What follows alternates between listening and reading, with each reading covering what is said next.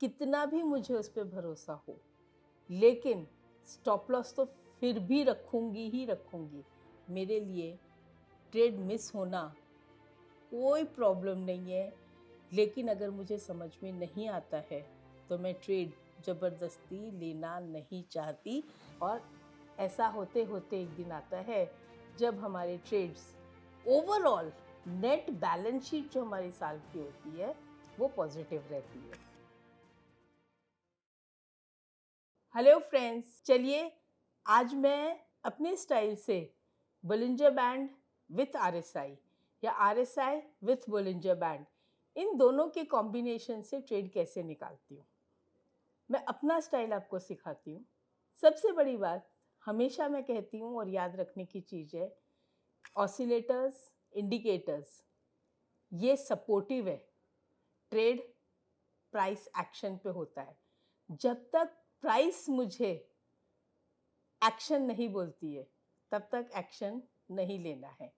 दूसरी इंपॉर्टेंट बात, कितना भी कॉन्फिडेंट ट्रेड हो, कितना भी मुझे उस पर भरोसा हो, लेकिन स्टॉप लॉस तो फिर भी रखूंगी ही रखूंगी।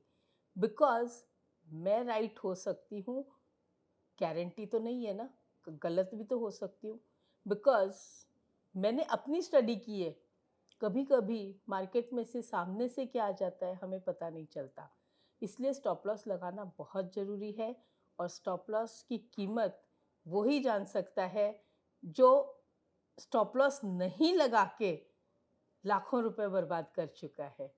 हाँ, ये भी मैं मानती हूँ कि स्टॉप लॉस हिट होने के बाद टारगेट आता है, लेकिन स्टॉप लॉस की रिस्पेक्ट तो करनी ही पड़ेगी। कितनी बार भी वो करेंगे तो ही हम आगे बढ़ेंगे। और यही चीज़ हमें हमेशा लॉस में कंट्रोल करना सिखाती है और प्रॉफिट में इम्प्रूव करना सिखाती है। और ऐसा होते होते एक दिन आता है जब हमारे trades overall net balance sheet जो हमारी साल की होती है वो पॉजिटिव रहती है। तो चलिए देखते हैं फ्रेंड्स। तो ये एक प्लेन चार्ट है, इसमें हम इंडिकेटर प्लॉट करेंगे। सबसे पहले बोलिंजर बैंड। मैं किसी की भी सेटिंग्स चेंज नहीं करती हूँ, जो जैसी है वैसे ही यूज़ करती हूँ। सिर्फ लोअर वाली रेड रखती हूँ, मिडल वाली ग्रीन रखती हूँ या कोई ब्लैक कलर रख लेती हूँ, और टॉप वाला बैंड जो है वो ब्लू रखती हूँ। बस ये मैं ज़रूर करती हूँ कि थिक रखती हूँ जिससे मुझे एट अ ग्लांस दिखे। और इसके साथ हम इंडिकेटर्स में से एक ऑसिलेटर डालेंगे, आरएसआई। आरएसआई डाल दिया। इसके भी मैं कोई पैरामीटर्स चेंज नहीं करती हूँ, मैं 14 रखती हूँ और 14 के हिसाब से। मैंने अपने बहुत से वीडियोस में बोला भी है कि मैं जो है 50 के ऊपर बाय करना पसंद करती हूँ। तो ये हमने एक बीच में 50 की लाइन बना ली। अब सिर्फ इसी से काम नहीं होगा। जब हम बाय करने के लिए जाते हैं तो हमें प्राइस एक्शन तो देखना ही है, और उसके साथ में क्या आरएसआई और बोलिंजर बैंड दोनों हमें सपोर्ट करते हैं। तो यहाँ पे जब मैं 50 के इधर आती हूँ तो बोलिंजर बैंड में प्राइस बिल्कुल सिकुड़ा हुआ है। If you can see, Bollinger band बिल्कुल नैरो है, वोलेटिलिटी है ही नहीं। इसे साइडवेज या एकदम रेंज बाउंड कह सकते हैं। बोलिंजर बैंड एक चीज़ का इंडिकेशन देते हैं कि वोलेटिलिटी बढ़ रही है कि कम हो रही है। और मार्केट अगर साइडवेज रहता है या कोई भी स्टॉक के प्राइस साइडवेज रहते हैं तो बोलिंजर बैंड बिल्कुल नैरो और फ्लैट जैसा हो जाता है। अब जब बोलिंजर बैंड नैरो और फ्लैट रहता है जो कि इस एरिया में है, तो आरएसआई भी मुझे इस एरिया में बार बार 50 के ऊपर नीचे ले जाके मेरे स्टॉप लॉसेस हिट करवा सकती है। तो ऐसे में मेरा सपोर्टिव कौन है? ऐसे में मेरा सपोर्टिव है प्राइस एक्शन, और वो ही हमेशा मेरा सपोर्टिव रहेगा। लेकिन यहाँ पे हम बॉटम पे हैं और इस तरह से जब हम देख रहे हैं तो यहाँ पर हम क्या करेंगे, ये जो मूविंग एवरेज है ना बोलिंजर बैंड की, ये 20 SMA है बाय डिफ़ॉल्ट।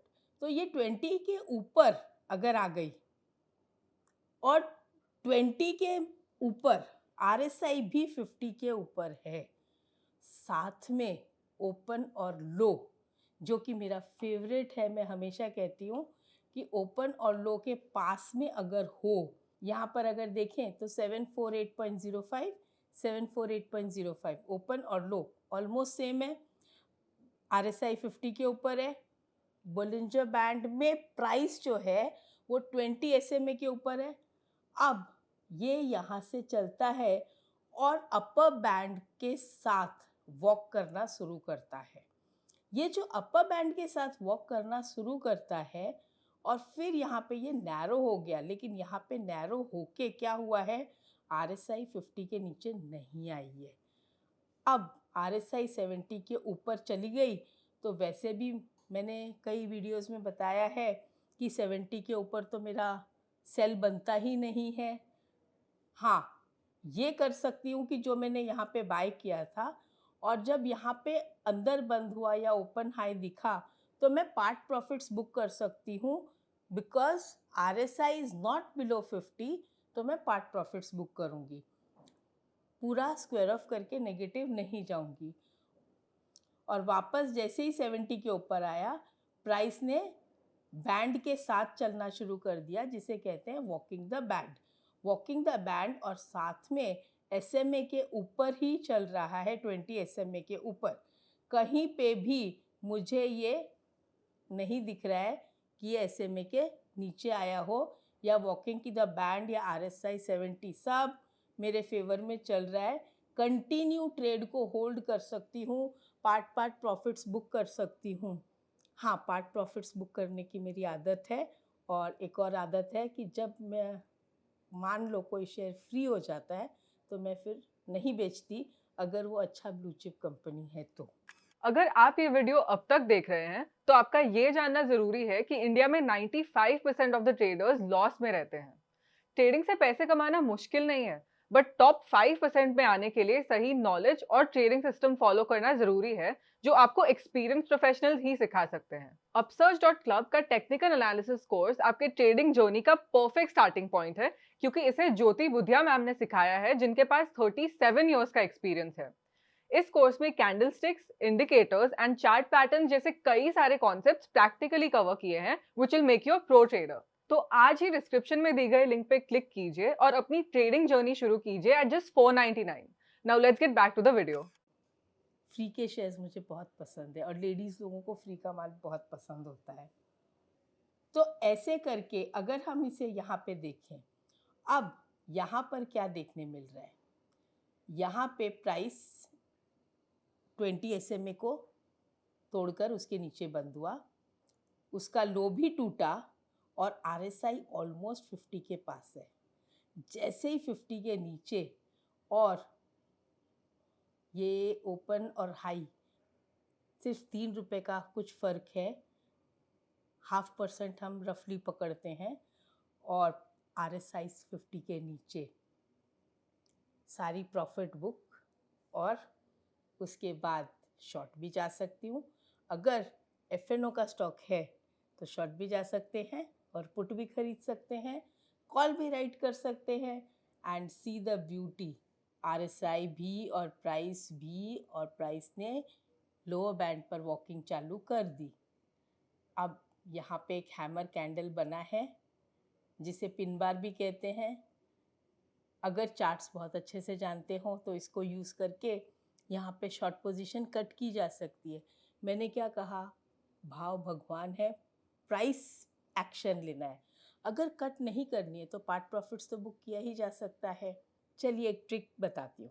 मैंने एक ही लॉट शॉर्ट किए और मुझे उसमें पार्ट प्रॉफिट बुकिंग करनी है, तो उसके लिए मैं क्या करती हूँ कि मैं कैश में सर्टन शेयर्स बाय कर लेती हूँ, तो हो गई मेरी पार्ट प्रॉफिट बुकिंग। हाँ, माना कि मुझे उसमें पैसा लगाना पड़ेगा, फुल पैसा, बिकॉज मैंने डिलीवरी जो उठाई है, फ्यूचर्स में मार्जिन ही देना पड़ता है। लेकिन भाई पैसा कमाना है तो हाथ में पैसा भी तो होना चाहिए, तभी तो ऐसे अच्छे अच्छे मौके आएंगे कि हम FNO में भी पार्ट प्रॉफिट बुकिंग कर सकते हैं। और इस तरह से चलते चलते वापस 50 के ऊपर और 50 के ऊपर। अब खाली सिर्फ 50 के ऊपर लेने से ही मैं ट्रेड नहीं लूँगी, मुझे साथ में क्या चाहिए, जो मेरा फेवरेट कैंडल है ओपन और लो पास में। तो ओपन और लो मुझे कहाँ पास में मिलता है, यहाँ पे।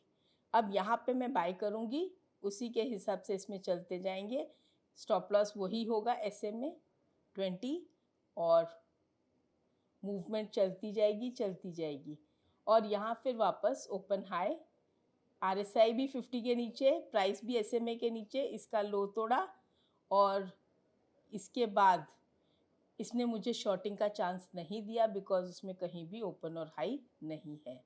तो ठीक है, ट्रेड मिस हो गया मेरे लिए, ट्रेड मिस होना कोई प्रॉब्लम नहीं है, लेकिन अगर मुझे समझ में नहीं आता है तो मैं ट्रेड ज़बरदस्ती लेना नहीं चाहती, ना मैं ट्रेड के पीछे भागती हूँ। और ये सबसे इम्पॉर्टेंट बात है कि ज़रूरी नहीं है कि हर ट्रेड मेरा हो, लेकिन जब तक मेरा कॉन्फिडेंस नहीं आएगा तब तक तो मैं ट्रेड नहीं लूँगी। तो आई होप कि ये मेरी बोलिंजर बैंड विथ RSI की स्ट्रैटेजी की छोटी सी ट्रिक आप लोगों को पसंद आई होगी कि मैं कैसे इसको यूज़ करती हूँ। Thank you so much.